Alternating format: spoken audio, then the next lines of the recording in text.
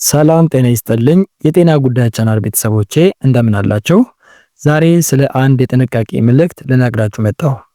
እሱም ደግሞ ስለ ቴምር አጠቃቀም ጥንቃቄ ሲሆን ሳይንቲስቶች ቴምርን የተፈጥሮ የኃይል ምንጭና የልብ ወዳጅ ሲሉ ይጠሩታል። ይሁን እንጂ አንድ እጅግ አስደንጋጭ እውነት አለ። ይህ ለብዙዎች ፈውስ የሆነው ፍሬ ለአንዳንዶች ግን ሳይታወቅ ወደ መርዝነት ሊቀየር ይችላል። ለአንዱ መድኃኒት የሆነው ለሌላው መርዝ ሊሆን ይችላል እንደሚባለው ቴምርን በፍጹም መመገብ የሌለባቸው ወይም በከፍተኛ ጥንቃቄ ሊያዩት የሚገቡ 5 አይነት ሰዎች አሉ። ምናልባት እናንተ ወይም የምትወዱት ሰው ከነዚህ 5 ሰዎች አንዱ ቢሆንስ? ቴምርን መመገብ ለጤናችሁ በረከት ወይስ አደጋ መሆኑን እንዴት መለየትስ ትችላላችሁ? የዛሬው ቪዲዮአችን ስለ ቴምር ያላችሁን እይታ ሙሉ በሙሉ እንደሚለውጠው እርግጠኛ ነኝ። ወደ ዝርዝሩ ከመግባታችን በፊት ግን እንዲህ ያሉ ህይወት አድን የሆኑ የጤና መረጃዎቼ ሁልጊዜም ደርሳችሁ ሰብስክራይብ፣ ላይክ እንደዚህም ደግሞ ሼር በማድረግ ቤተሰብ እንድትሆኑ ጋብዛችኋለሁ። የምትፈልጉትን ጥያቄና ሐሳብ ደግሞ ኮሜንት ላይ አስቀምጡልኝ። ሁሉንም በጥንቃቄ አንብቤ መልስ ሰጣችኋለሁ። አሁን ቴምርን መመገብ የሌለባቸው እነማን ናቸው ወደሚለው ወሳኝ መረጃ እንለፍ። አብራችሁ ይቆዩ። ቴምር በበረሃው ፀሐይ ተቀቅሎ የበሰለ የተፈጥሮን ጣፋጭነት በውስጡ ያቆረ ድንቅ ፍሬ ነው። ለብዙ ሺህ ዓመታት በምስራቁ ዓለም የጥንካሬና የጽናት ምንጭ ተደርጎ ሲወሰድ ቆይቷል። በውስጡ የያዛቸው ማዕድናት፣ ቫይታሚኖችና የኃይል ሰጪ ንጥረ ነገሮች ቴምርን ከምግብነት በላይ ተፈጥሯዊ የመድኃኒትነት ቤት ያሰኙታል። አንድ ሰው ቴምርን ሲመገብ ሰውነቱ ፈጣን ኃይልን፣ የምግብ መፈጨትን የሚያግዝ ፋይበርንና ለልብ ጤንነት የሚበጁ ማዕድናትን ያገኛል። ይሁን እንጂ ይህ የተፈጥሮ በረከት ለሁሉም ሰው እንደ ፈውስ ላይታይ ይችላል። ልክ እንደ ማንኛውም ኃይለኛ ንጥረ ነገር ሁሉ ቴምርም በውስጡ የያዛቸው አንዳንድ ንጥረ ነገሮች ከተወሰኑ የጤና ሁኔታዎች ጋር ግጭት ይፈጥራሉ። ታዲያ እነዚህ ሰዎች ለምን ጥንቃቄ ያስፈልጋቸዋል ካልን ደግሞ የአንዳንድ ሰዎች አካላዊ ሁኔታ ቴምርን ለመቀበል ዝግጁ የማይሆንባቸው ጥቂት መሰረታዊ ምክንያቶች አሉ። ለምሳሌ የስኳር ክምችት ነው የመጀመሪያው። ቴምር እጅግ በጣም የተከማቸ ስኳር በመያዙ ምክንያት የሰውነታቸው የኢንሱሊን መጠን የተዛባባቸው ሰዎች ላይ ፈጣን የደም ስኳር መናርን ያስከትለባቸዋል። እንዲሁም የማዕድን ጫና ነው። በውስጡ ያለው ከፍተኛ የፖታሺየም መጠን ለጤናማ ሰው ልብን ቢጠቅምም ደካማ ኩላሊት ላላቸው ሰዎች ግን ትልቅ የጤና ስጋት ሊሆን ይችላል። እንዲሁም የአመጋገብ ስሜታዊነት ነው ወይም ሴንሲቲቪቲ የምንለው ማለት ነው። አንዳንድ ሰዎች በቴምር ላይ የሚገኙ የተፈጥሮ ስኳር አልኮሎችን ወይም ደግሞ አቧራንና ተዋሲያንን የመከላከል አቅማቸው ዝቅተኛ በሆኑ ለተለያዩ ሰዎች አለርጂዎችና ለሆድ መረበሽ ይጋለጣሉ ማለት ነው።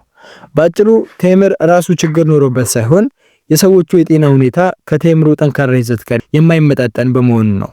ስለዚህ ከመመገባችን በፊት የሰውነታችንን ድምጽ ማዳመጥ ብልህነት ነው ማለት ነው። ከዚህ በመቀጠል ደግሞ ምን አይነት ሰዎች ቴምርን መመገብ እንደሌለባቸውና ከምን አንፃር ቴምር እንዳይመገቡ ሊሆን እንደቻለ በ5 ክፍል ከፍለን እንመለከታለን። ከነዚህም ውስጥ አንዱ ከሆናችሁ ጥንቃቄ ብታደርጉ የተሻለ ይሆናል ማለት ነው። ለምሳሌ አንደኛ የስኳር በሽታ ያለባቸው ሰዎች ናቸው። ቴምር በተፈጥሮ እጅግ የተከማቸ ስኳር በመያዙ ለስኳር ታካሚዎች እንደ ባለ 2 ጣፍ ቢላዋ ይታያል። አንድ ፍሬ ቴምር ውስጥ ያለው ፍሩክቶስ እና ግሉኮስ ወደ ደም ዝውውር ሲገባ ቆሽት ያንን ስኳር ለመቆጣጠር ከፍተኛ የሆነ የኢንሱሊን ሆርሞን ለማመንጨት ትገደዳለች። ነገር ግን የስኳር ታካሚዎች ይህንን ስኳር ወደ ሴሎች የማስገባት አቅማቸው ደካማ በመሆኑ ምክንያት ስኳሩ በደም ስር ውስጥ ለረጅም ጊዜ ተከማችቶ ይቆያል። ይህ ክምችት ደግሞ የደም ስሮችን በማጥበብና የነርቭ ሴሎችን በመጉዳት ለአይን መታወር፣ ለኩላሊት መቁሰልና ለልብ ድካም መንስኤ ሊሆን ይችላል። በተለይ የደረቁ ቴምሮች ውሃቸውን ስላጡ የስኳር መጠናቸው እጅግ የናረ ነው። ይህም በደቂቃዎች ውስጥ የደም ስኳርን ወይም ብለድ ግሉኮስ ስፒክን ወደ ከፍተኛ ደረጃ ያደርሰዋል።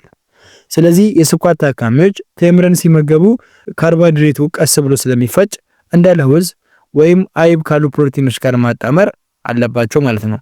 ያለበለዚያ ግን ቴምር ለጤናማ ሰው ኃይል ሲሆን ለስኳር ታካሚ ግን የጤና ቀውስ መጀመሪያ ሊሆን ይችላል ማለት ነው። ሁለተኛ ደግሞ የኩላሊት እጥበት የሚያደርጉና የኩላሊት ጠጠር ያለባቸው ሰዎች ናቸው። ኩላሊቶቻችን የሰውነትን የፈሳሽና የማዕድናት ሚዛን የሚጠብቁ የላብራቶሪ ማሽኖች ናቸው። በቴምር ውስጥ የሚገኘው ከፍተኛ የፖታሺየም መጠን ለጤናማ ሰው የልብ ጡንቻን ቢያጠናክርም ኩላሊታቸው ለደካማ ሰዎች ግን ትልቅ ስጋት ነው።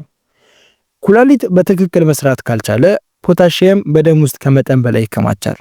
ይህ ሁኔታ እጅግ አደገኛ ነው። ምክንያቱም ልባችን እንዲመታ የሚያደርገውን የኤሌክትሪክ ምልክት በማዛባት የልብ ምት እንዲቆም ሊያደርግ ይችላል። ብዙ ጊዜ የኩላሊት ህመምተኞች የፖታሺየም መጠናቸው ከፍ ማለቱን በቶሎ ላያውቁ ይችላሉ። ነገር ግን የጡንቻ መዛል፣ የእጅና የእግር መደንዘዝ እንዲሁም የልብ ትርታ መዛባት ምልክቶች ሊታዩባቸው ይችላሉ። ቴምርን በመመገብ የሚገኘው ፖታሺየም ከኩላሊት አቅም በላይ ሲሆን ሰውነት ራሱን የማጽዳት ተፈጥሯዊ ዑደቱ ይቋረጣል። በዚህም ምክንያት የኩላሊት እጥበት ወይም ዲያሊሲስ ላይ ያሉ ወይም የኩላሊት ጠጠር ያለባቸው ሰዎች ከቴምር ጋር ያላቸው ግንኙነት በከፍተኛ የህክምና ክትትል ብቻ መሆን አለበት ማለት ነው። ሶስተኛው ደግሞ የአስም በሽታ ያለባቸው ሰዎች ናቸው። ብዙ ሰዎች ቴምር ለአስም ወይም ለሳይነስ ህመምተኞች ችግር ይፈጥራል ሲባል ይገረማሉ። ሚስጥሩ ግን በራሱ በፍሬው ውስጥ ሳይሆን በሚታሸግበት ሂደት ላይ ነው። ቴምር በባህሪው እርጥበት ስላለውና በቀላሉ ስለሚበላሽ አምራቾች ሰልፋይት የተባለ የኬሚካል መከላከያዎችን ይጠቀማሉ። እነዚህ ኬሚካሎች አስም ላለባቸው ሰዎች እንደ ከፍተኛ መርዝ ያገለግላሉ። ምክንያቱም የመተንፈሻ ቱቦን በማጥበብ ከፍተኛ የትንፋሽ እጥረትና ሳልን ያስከትላሉ።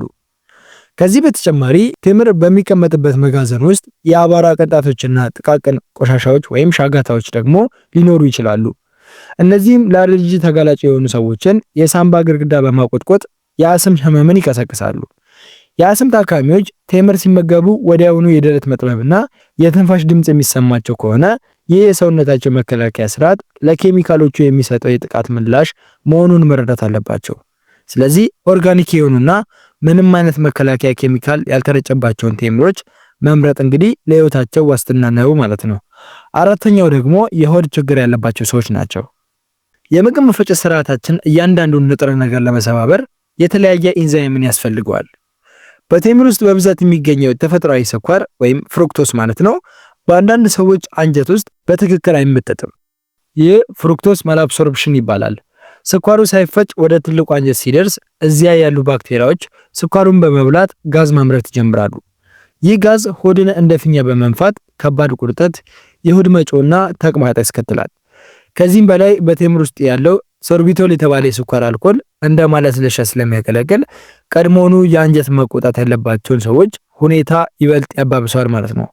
ሰውነታቸው ቴምርን እንደ ጠቃሚ ምግብ ሳይሆን እንደ ባዕድ ነገር ስለሚቆጥረው በተቻለ ፍጥነት ለማስወጣት ይሞክራል። ይህም ንጥረ ነገሮች ሳይመጠጡ እንዲወጡ ያደርጋል። ስለዚህ የሆድ መረበሽ ያለባቸው ሰዎች ቴምርን ሲመገቡ የሰውነታቸውን ምላሽ በጥንቃቄ መከታተልና መጠኑን በከፍተኛ ሁኔታ መቀነስ ይኖርባቸዋል ማለት ነው። አምስተኛና የመጨረሻው የቴምር መመገብ የሌለባቸው ሰዎች ደግሞ የጥርስ ጤና ችግር ያለባቸው ሰዎች ናቸው። ቴምር የተፈጥሮ ከረሜላ ተብሎ ቢጠራም በጥርስ ጤና ላይ የሚያደርሰው ጉዳት ግን ከሰው ሰራሽ ከረሜላዎች ባልተናነሰ ሁኔታ ከባድ ሊሆን ይችላል። ቴምር የሚጣበቅ ባህሪ ስላለው ከተመገብን በኋላ በጥርስ መጋጠሚያዎችና በድድ ውስጥ ተወሽቆ ለረጅም ሰዓታት ይቆያል።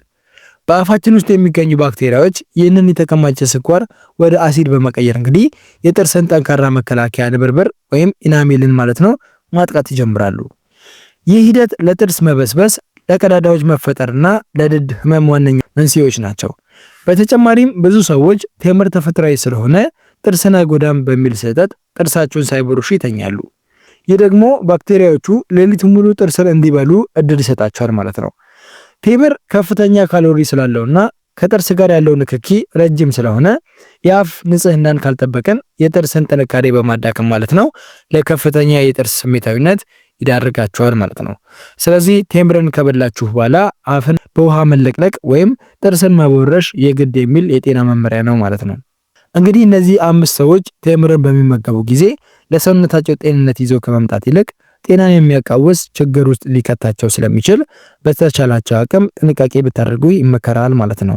ክቡራትና ክቡራን ተፈጥሯዊ የመድኃኒት ቤት ስለተባለው ድንቅ ፍሬ ስለ ቴምር አስገራሚ ጥቅሞችና ጥንቃቄ ሊደረግባቸው ስለሚገቡ የጤና ሁኔታዎች የነበረን ቆይታ ይህንን ይመስል ነበረ። ዛሬ የተመለከትናቸው ነጥቦች በተለይም ቴምር ለፈጣን ጉልበት ምንጭነት፣ ለልብ ጤንነትና ለምግብ መፈጨት ያለውን ወደር የለሽ ፋይዳ መረዳታችሁን እንዲሁም ደግሞ የስኳር በሽታ፣ የኩላሊት ህመም፣ የአስም፣ የአንጀት ስሜታዊነትና የጥርስ ጤና ችግር ያለባቸው ሰዎች ሊያደርጉት የሚገባውን ከፍተኛ ጥንቃቄ ማወቃችሁ በእናንተም ሆነ በምትወዱት ሰው ህይወት ላይ ትልቅ ለውጥ ሊያመጣ እንደሚችል ተገንዝባችኋል ብዬ አምናለሁ።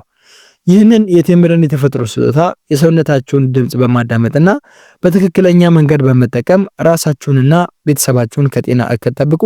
ይህ የዘውትር ምክሬ ነው። ተፈጥሮ የሰጠችንን በረከት ያለ እውቀት ከተጠቀምንበት ጉዳቱ ሊያመዝን ስለሚችል እንግዲህ ሚዛናዊ መሆን ይኖርበታል ማለት ነው። ይህ ደግሞ ብልህነት ነው።